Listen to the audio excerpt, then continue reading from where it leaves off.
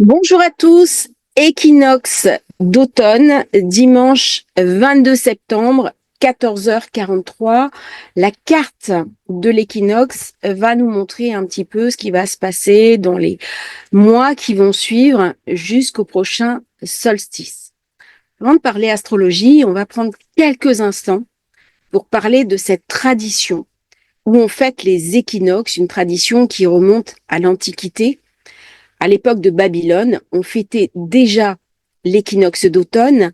C'était les célébrations, que ce soit au niveau de l'équinoxe printemps ou équinoxe d'automne, le dieu Akitu, qui était le dieu protecteur, une importance particulière à Babylone. Au printemps, on plante la graine, à l'automne, on récolte. Voyez comment, pour les anciennes sociétés qui étaient des civilisations agraires, le cycle des saisons a revêtu une importance particulière. Et là, je vais faire un distinguo avec l'astrologie sidérale que j'apprécie, que je pratique aussi de temps en temps, qui est une astrologie purement basée sur les étoiles, mais les sociétés humaines ont toujours basé leur rythme sur les saisons, sur la saisonnalité, sur la répétition et sur la célébration aussi de cette répétition ancestrale. Et c'est devenu des archétypes. C'est devenu des fondamentaux dont nous avons hérité de par l'historique de l'humanité. C'est ancré en nous cette saisonnalité que nous allons célébrer. Alors, nous avons des célébrations aussi, je pense à la fête de la musique, qui a pris la place quelque part ou qui vient en complément avec la Saint-Jean d'été.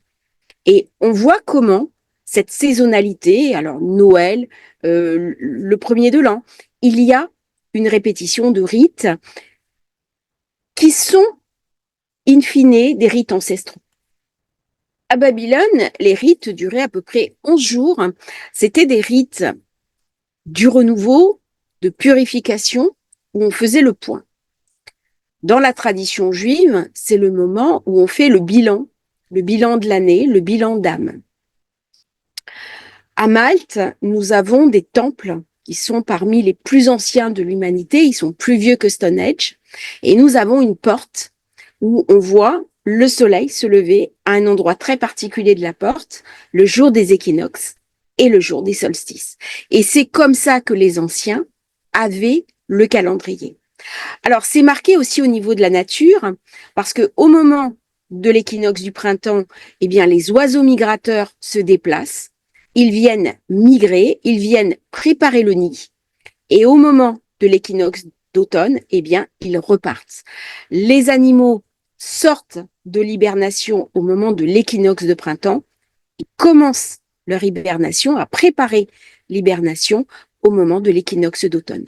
Et cette saisonnalité, elle est marquée dans les rites de la nature, dans les instincts premiers des animaux et de la nature d'une manière générale. C'est-à-dire l'équinoxe de printemps, les arbres commencent à bourgeonner, c'est la sève qui monte et l'explosion de la vie. Et au contraire, à l'équinoxe d'automne, eh bien, on s'intériorise et on se met dans les intériorités. Et là, il y a une tradition archétypale au niveau astrologique, le mythe de Perséphone. Perséphone, c'est la fille de Cérès. Perséphone est une jeune femme qui est très jolie. Elle joue dans un champ. Elle est vierge. Pluton arrive, le dieu des enfers. Il tombe amoureux de Perséphone. Il la kidnappe. Il l'enlève. Il la viole. Il l'épouse. Et alors Cérès, la mère, rentre dans une colère sombre. Elle va voir Jupiter pour réclamer le retour de Perséphone, mais c'est trop tard. Elle est devenue la reine de la zone d'ombre, la reine de la nuit. Et donc un accord est trouvé. Perséphone va passer 6 mois de l'année avec son époux dans les ombres. C'est la nuit qui gagne sur le jour. 6 mois de l'année avec sa mère à la surface de la terre. C'est le jour qui gagne sur la nuit. Au moment de l'équinoxe d'automne, Perséphone rejoint son époux. C'est donc le moment où la germination rentre en intériorisation. C'est le mythe de Perséphone qui rentre à l'intérieur de soi et ça va créer d'ailleurs sur les thèmes astrologiques un distinguo entre les personnes qui sont nées entre l'équinoxe de printemps et d'automne et ceux qui sont nés de l'autre côté. En Grèce antique, puisque là on parle de Cérès, eh bien c'était les mystères d'Éleusis qui se déroulent autour de Déméter et de Perséphone. Ça coïncide justement à l'équinoxe d'automne et ces rituels symbolisaient le cycle de la vie, de la mort, de la renaissance. C'est valable pour chaque être vivant, c'est valable aussi pour la nature, puisqu'au moment de l'automne, eh bien, les arbres perdent leurs feuilles. On est dans un processus d'intériorisation. À Rome, c'était le dieu des récoltes. C'était la période de réjouissance, de gratitude pour l'abondance des récoltes. Nous sommes après la Vierge. Et d'ailleurs, vous voyez, le soleil quitte le signe de la Vierge, qui est le signe qui représente la récolte, la nourriture. Il y a quelque chose de très nourricier dans la Vierge, de par Cérès. C'est différent du côté nourricier du Cancer, qui est une nourriture lunaire. C'est la mère qui donne à manger à ses enfants. La Vierge, c'est la récolte a été abondante, on coupe les blés et la terre redevient vierge.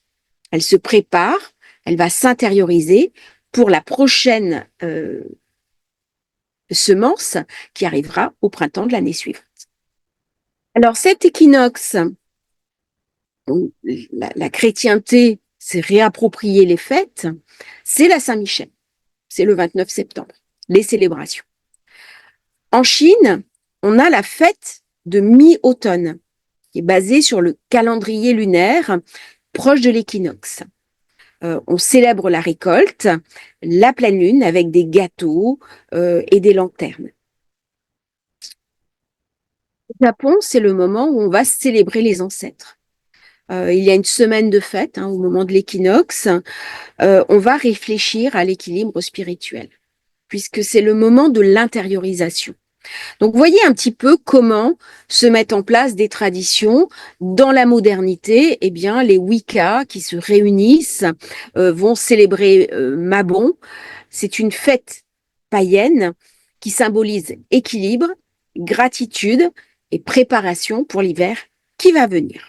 Alors, à Stone Age, chaque année, au moment des solstices, des équinoxes, les personnes se rassemblent et vous avez des directs sur Facebook, par exemple, où on peut assister au lever de soleil à Stone Age et c'est assez intéressant de se mettre en méditation à ces moments-là.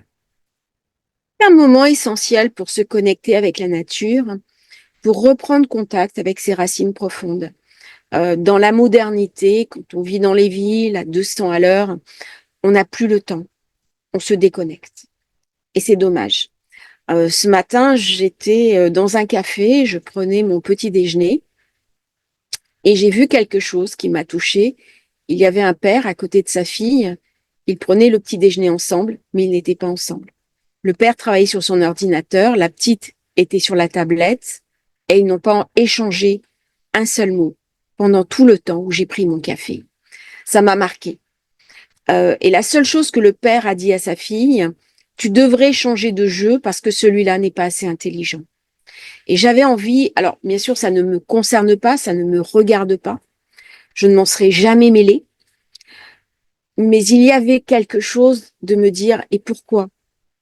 Plutôt de lui dire ça, tu ne fermes pas ton ordinateur et tu ne vas pas prendre 10 minutes pour parler de choses intelligentes à ta propre enfant.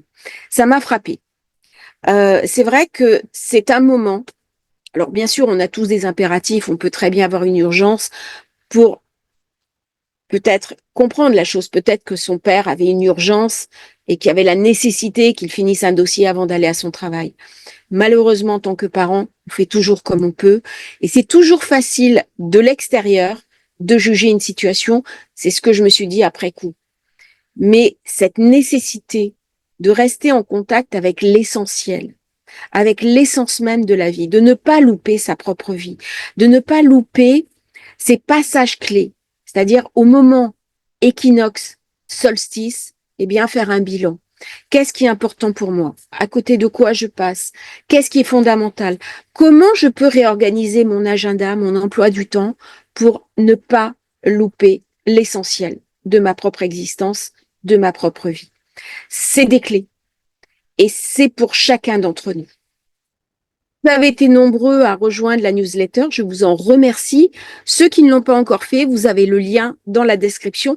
N'hésitez pas, c'est totalement gratuit. Vous recevez plusieurs fois par semaine plein de bons conseils pour vivre au mieux les passages astrologiques. On passe maintenant à l'étude astrologique de la carte. Dimanche 22 septembre, équinoxe. Eh bien, à 14h43, regardez où se trouve Perséphone. Elle est juste à l'ascendant. C'est elle qui est mise en valeur. Et elle rentre, elle est dans la zone 12 et elle va rentrer dans la zone de l'inconscient qui est ici. C'est elle qui est mise en valeur.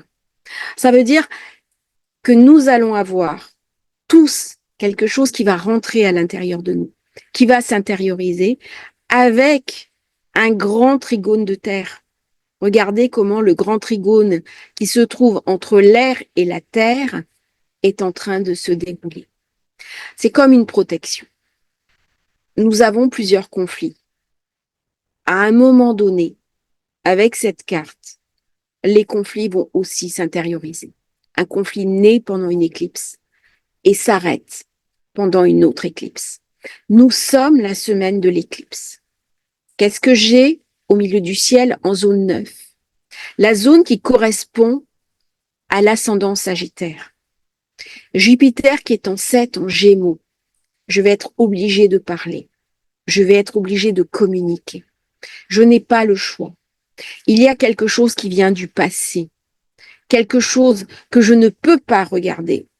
Et pourtant, je suis obligée, passage obligatoire, de regarder mon passé, soleil qui va vers le nœud sud, pour régler les problèmes du présent.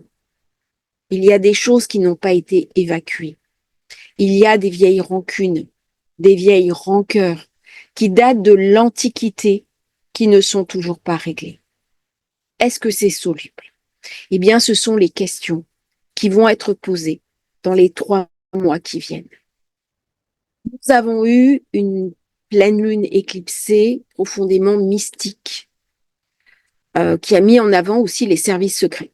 Vous avez vu ce qui s'est passé au Liban, des opérations sous couverture, des opérations secrètes.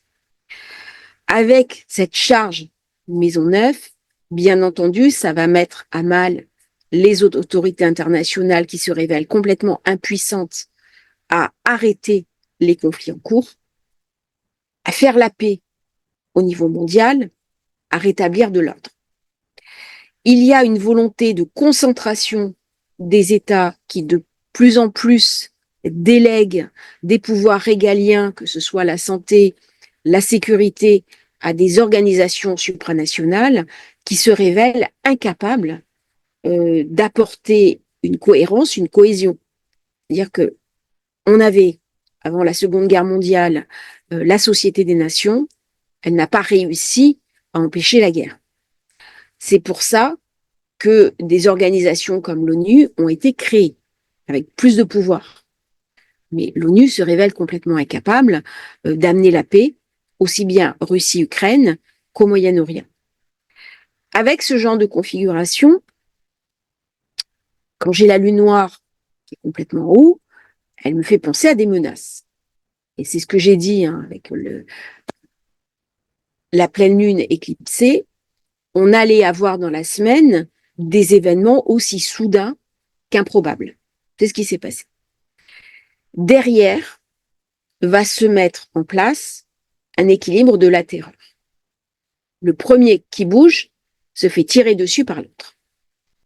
Ça a marché. C'est terrible à dire, mais la guerre froide était basée là-dessus. Jupiter, carré Mercure, carré Saturne, on va vers une période d'austérité. économiquement, on n'est pas flambant. C'est ce qu'a dit d'ailleurs le Premier ministre en disant que la situation française était très difficile, très douloureuse. On va vers une austérité, on va vers une restriction des budgets, on va vers des politiques difficiles, douloureuses, ce que vient me montrer d'ailleurs Pluton qui revient dans le Capricorne. La dernière fois que Pluton était entré dans le Capricorne au tout début, on avait la crise de 2007. Nous avons aussi le nœud nord qui s'avance vers le Poisson. Là, quand il va rentrer en conjonction avec Neptune, ça va être une période difficile. Pourquoi? Parce qu'on va tous avoir tendance à s'illusionner sur la situation en présence. Il faudra faire très attention à ce moment-là de ne pas se mentir à soi-même. Non, mais de toute façon, tout ira bien. Non, là, je suis invitée à ouvrir les yeux.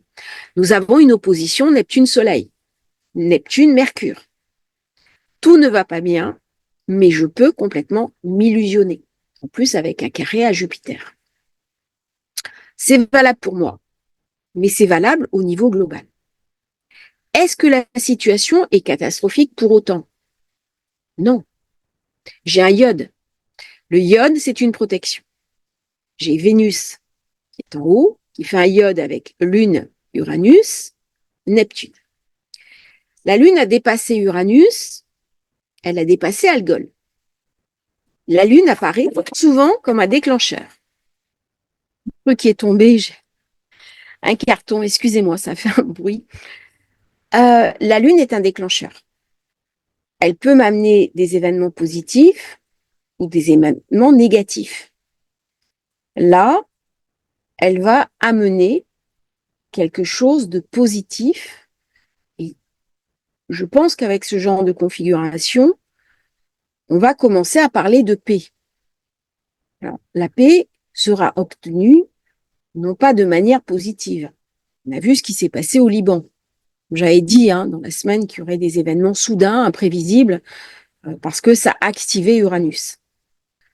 Là, c'est une paix qui est basée sur de la rancœur. C'est-à-dire que dans le temps, je ne résous pas les problèmes de fond. Mais en attendant, je vais pouvoir commencer à envisager parler de paix. Ça va arriver dans une période de grande fébrilité. Pourquoi? Parce que Vénus va rentrer dans le Scorpion. Elle va donc mettre en avant un côté dur, un côté rancune, un côté règlement de compte. Ok, maintenant on signe la paix, mais dans quelques temps, vous entendrez parler de nous. Souffle pour récupérer des forces. Mais en attendant, on fait une parenthèse, on est tranquille. Il y a beaucoup de puissance dans cette carte. Soleil 29 degrés, pleine puissance. Vénus 29 degrés, pleine puissance. Pluton 29 degrés, pleine puissance. La Lune 1 degré 21. 3 planètes clés parce que nous entrons dans la saison de la balance. Même si Pluton et Vénus ne s'entendent pas, puisque là, ils sont en carré. Il y a eu malheureusement des dislocations de la chair. C'est ce que j'avais dit dans une vidéo, j'avais parlé de la chair qui se disloque. Quand il y a des explosions, eh bien, c'est ce qui se passe. On perd des morceaux de sa corporalité. D'un point de vue humain, c'est très douloureux. Au niveau des planètes, cette configuration marque très bien les événements qui se sont produits cette semaine. Par contre, ça m'envoie vers Pluton, Pluton qui rentre en synergie avec le Soleil, avec Lune, Uranus, Uranus qui est dominé par la Lune, Soleil qui est dominé par Vénus. Et Vénus se retrouve dans le iode. Ça veut dire quoi? Eh bien, je vais m'acheminer plutôt, non pas vers une extension des conflits, mais vers une forme de cessez-le-feu qui sera basée sur des erreurs, du mensonge, fort probablement de la duplicité, qui ne durera qu'un temps, mais qui va me permettre de souffler. Avec ce genre de configuration, je ne crois pas à un embrasement généralisé. Bien entendu, certains veulent une guerre totale. Mars en Cancer carré à Saturne. Mars en Cancer est en bon aspect avec Saturne. Heureusement, parce que Mars va rentrer en synergie avec une conjonction qui est très difficile, très douloureuse. C'est un déclencheur. Il pourrait m'amener à une situation délétère.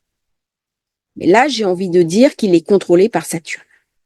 Même si Saturne s'oppose au Soleil, les puissances de ce monde ne veulent sûrement pas un embrasement généralisé parce que c'est contraire à l'activité économique. Même si ça fait vendre des armes et même si le complexe militaro-industriel est gagnant lorsqu'il y a des conflits, à condition que les conflits soient localisés. Si le conflit vient à se généraliser, à ce moment-là, ça va faire des pertes économiques. Bien sûr, ça va créer de la dette, mais il n'est pas certain que ces dettes soient honorées. Donc, à un moment donné, OK pour sacrifier certaines zones, certains endroits du monde, mais pas quelque chose de collectif, de global et un embrassement généralisé.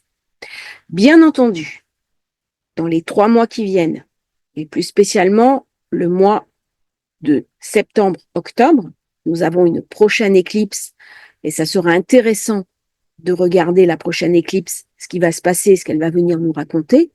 Je vais la sortir d'ailleurs sans trop tarder, pour cohérence d'ailleurs avec cet équinoxe, pour voir comment Mars va jouer à ce moment-là, puisque c'est lui qui sera la planète quelque part la plus importante de la prochaine session. Pourquoi la prochaine? Pourquoi est-ce que Mars va prendre cette importance-là? Que la nouvelle lune va se passer en Balance. Et donc, symboliquement, le bélier, c'est la zone 7. C'est la zone où je peux trouver un accord, où le groupe, le cercle, les associations, les partenariats peuvent trouver un accord. C'est le moment de poser les armes. Si je ne le fais pas, eh bien, je risque de perdre beaucoup plus que ce que je n'ai perdu jusqu'à présent. Il y a une inversion du rapport de force et cette inversion est amenée par qui? Eh bien, par Uranus, qui signe la technologie. Les nouvelles guerres vont être principalement technologiques. C'est ça qui va faire la différence. Lorsqu'on utilise l'IA, lorsqu'on utilise des moyens de communication par les satellites, lorsqu'on met en place des opérations de déstabilisation, des opérations pour prendre le contrôle des systèmes, eh bien, les nouvelles méthodes de guerre, on est très loin des arcs, des flèches et même des chars d'assaut. Je pense. Alors, je peux très bien me tromper et on peut ne pas être d'accord avec ce que je dis. Nous assistons à ce jour aux dernières méthodes de guerre, d'une guerre d'affrontement traditionnelle. Les prochains affrontements se feront entre pays qui ont une technologie et les autres, ceux qui manquent de technologie ou qui manquent d'alliés ayant cette technologie. C'est là où les prises de puissance vont se faire autour d'Uranus. D'où l'importance de Pluton en Verseau. C'est ce qu'on est en train de voir. Qui possède quoi. Et c'est une des raisons d'ailleurs pour lesquelles l'Europe a dit que c'était grave qu'il n'y ait pas d'IA qui ait été développée en Europe avec des moyens collectifs des différents pays. Là où cette carte m'inquiète plus, c'est au point de vue économique. On a une forme d'assèchement du crédit qui est montré par Saturne. Je suis invitée à mettre les pieds sur terre. Ce n'est pas le moment de flamber, c'est le moment de regarder la réalité, de voir comment je vais pouvoir aborder la réalité.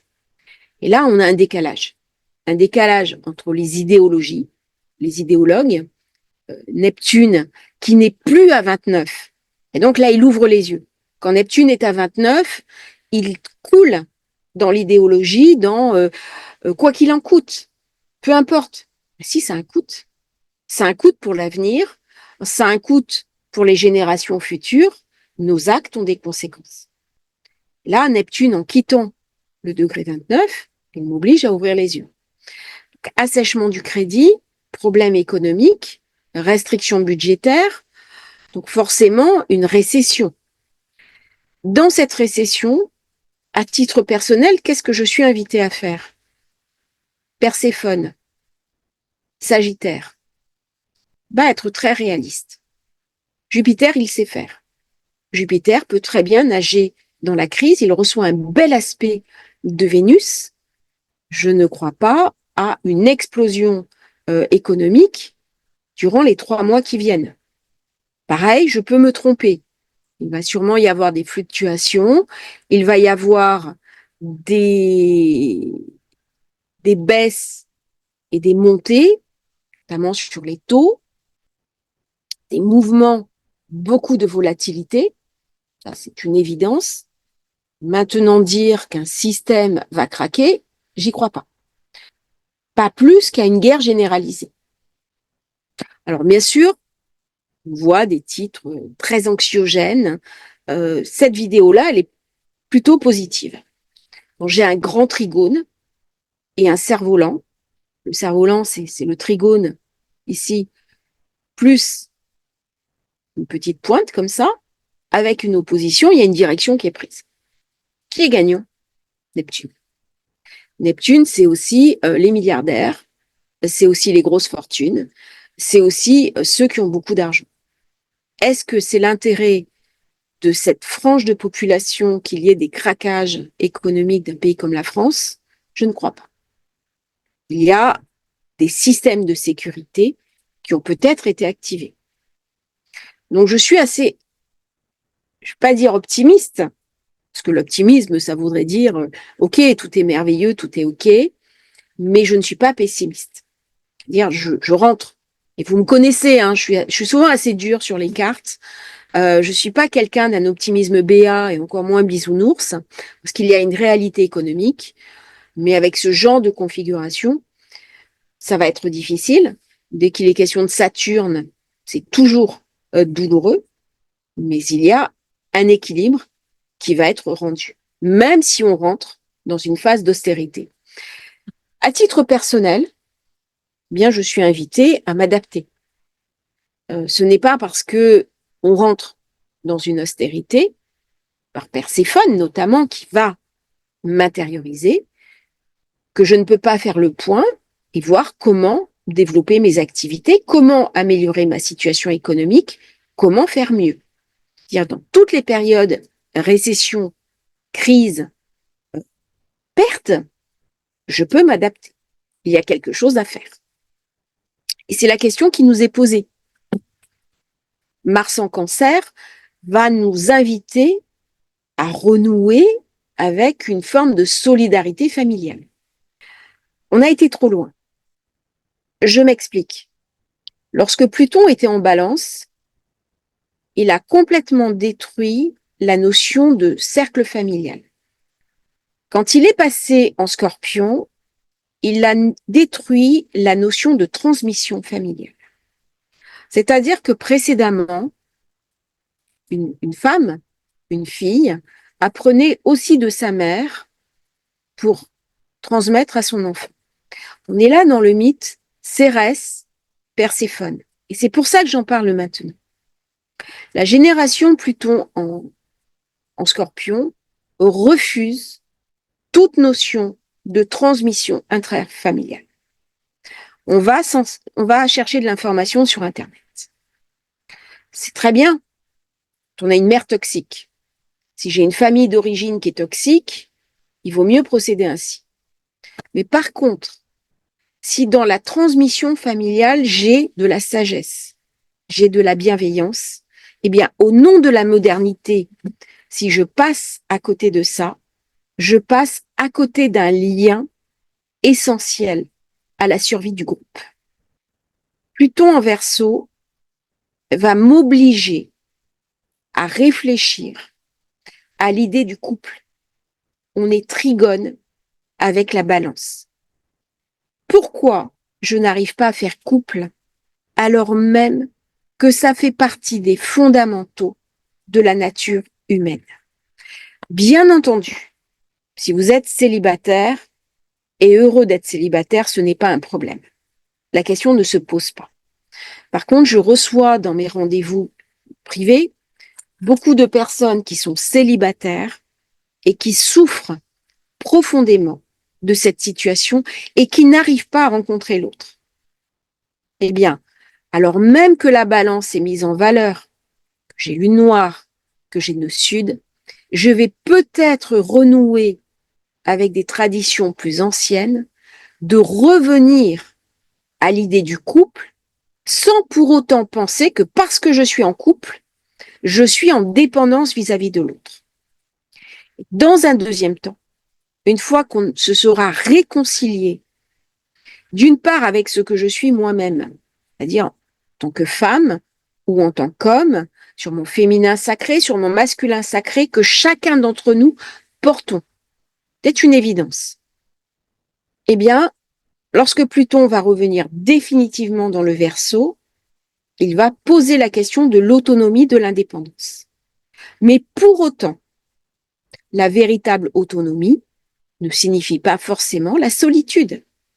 C'est-à-dire, si je suis un être indépendant, je peux très bien accepter d'avoir à côté de moi un être indépendant que je respecte dans son entièreté, dans sa réalité. Et on va voir émerger des nouvelles formes de couple, on le voit déjà, où il y a beaucoup de respect mutuel, une interconnexion, mais une interconnexion entre deux individualités qui sont indépendantes l'une de l'autre. Donc je pense que Pluton dans le Verseau va revisiter la question du couple. Ça ne va pas être moi ou l'autre, ça va être comment envisager un couple avec une nouvelle individualité, c'est-à-dire comme un partenariat. Mon époux ou mon épouse est ma meilleure amie. C'est ce que je vis. Hein. Il y a un petit peu d'avance, j'ai un fort marqueur Verseau, vous l'aurez compris, avec une indépendance et une réalité. C'est ce qui va permettre aussi au couple de survivre et de passer les épreuves auxquelles n'importe quel couple est soumis. Pourquoi j'en parle maintenant? Bien parce que Perséphone passe 6 mois de l'année avec son époux, 6 mois de l'année avec sa mère. On est déjà dans un couple futuriste. On est déjà dans un couple moderne. Elle n'est pas en permanence avec son époux. Elle a sa propre individualité, elle a son propre cheminement. Par contre, ce qui est intéressant pour Perséphone, elle a été d'une certaine manière dépossédée du choix. C'est sa mère qui lui a imposé le choix. C'est aussi Jupiter, la loi, qui lui a imposé le choix.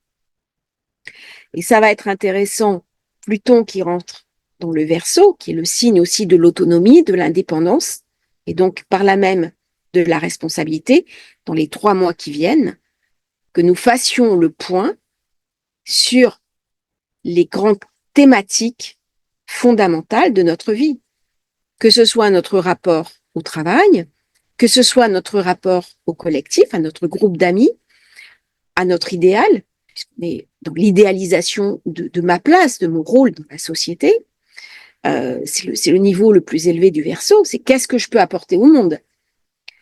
Là, on est sur la question du sens.